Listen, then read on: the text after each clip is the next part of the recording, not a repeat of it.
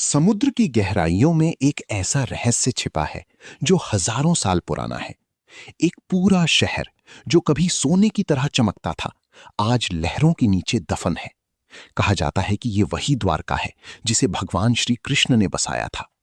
लेकिन सवाल यह है, क्या यह सच है या सिर्फ एक कहानी जो हमें बचपन से सुनाई जाती रही है?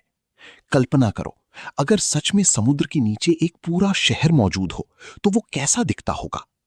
टूटी हुई दीवारें, डूबे हुए मंदिर और एक ऐसी सभ्यता जो अचानक गायब हो गई।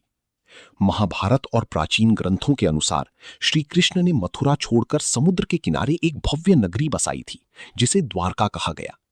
यह शहर इतना समृद्ध और सुंदर था कि इसे सोने की नगरी कहा जाता था।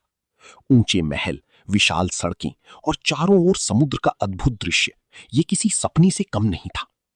लेकिन कहा जाता है कि श्री कृष्ण के निधन के बाद यह पूरी नगरी धीरे धीरे समुद्र में समा गई। क्या यह सिर्फ एक धार्मिक कथा है या इसके पीछे कोई ऐतिहासिक सच्चाई छिपी है? साल 1980 के दशक में भारत के वैज्ञानिकों ने समुद्र के नीचे खोज शुरू की। इस मिशन का नेतृत्व प्रसिद्ध पुरातत्वविद डॉक्टर एस.आर. राव ने किया। जब गोताखोर समुद्र की गहराइयों में उतरे तो उन्हें कुछ ऐसा मिला जिसने सबको हैरान कर दिया। पत्थरों की दीवारें, प्राचीन संरचनाएं और ऐसी बनावट जो किसी बड़ी शहर का संकेत देती है। कुछ वैज्ञानिक मानते हैं कि ये अवशेष हजारों साल पुराने हैं और इनका संबंध महाभारत काल से हो सकता है। लेकिन कई विशेषज्ञ इस बात से सहमत नहीं हैं।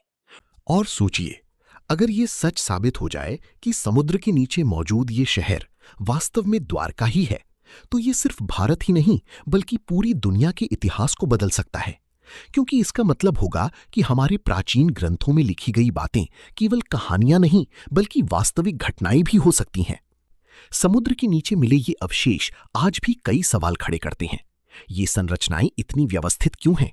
इनकी बनावट किसी सामान्य बस्ती जैसी नहीं लगती, बल्कि एक योजनाबद्ध शहर का संकेत देती है।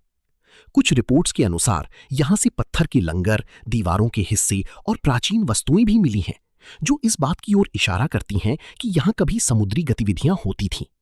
लेकिन सबसे बड़ा सवाल अभी भी वही है, अगर ये शहर सच में द्वारका था तो ये समुद्र में डूबा कैसे?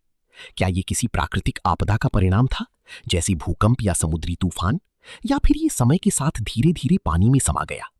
वैज्ञानिक आज भी इस रहस्य को पूरी तरह समझ नहीं पाए हैं। नई तकनीकों के जरिए समुद्र के नीचे और गहराई से खोज की जा रही है। हर नई खोज हमें सच्चाई के थोड़ा और करीब ले जाती है, लेकिन रहस्य अब भी कायम है। दूसरी ओर आस्था रखने वाले लोग इसी भगवान श्री कृष्ण की लीला मानते हैं।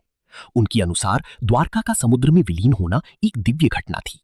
यही वजह है कि द्वारका सिर्फ एक पुरातात्विक स्थल नहीं बल्कि एक आस्था और विश्वास का केंद्र भी है। समुद्र के नीचे छिपा ये शहर हमें ये सोचने पर मजबूर करता है कि हमारी दुनिया में अभी भी बहुत कुछ ऐसा है जिसे हम नहीं जानते। इतिहास के कई पन्ने अब भी अधूरे हैं और शायद द्वारका उन्हीं में से एक है।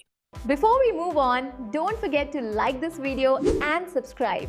It really helps the channel grow.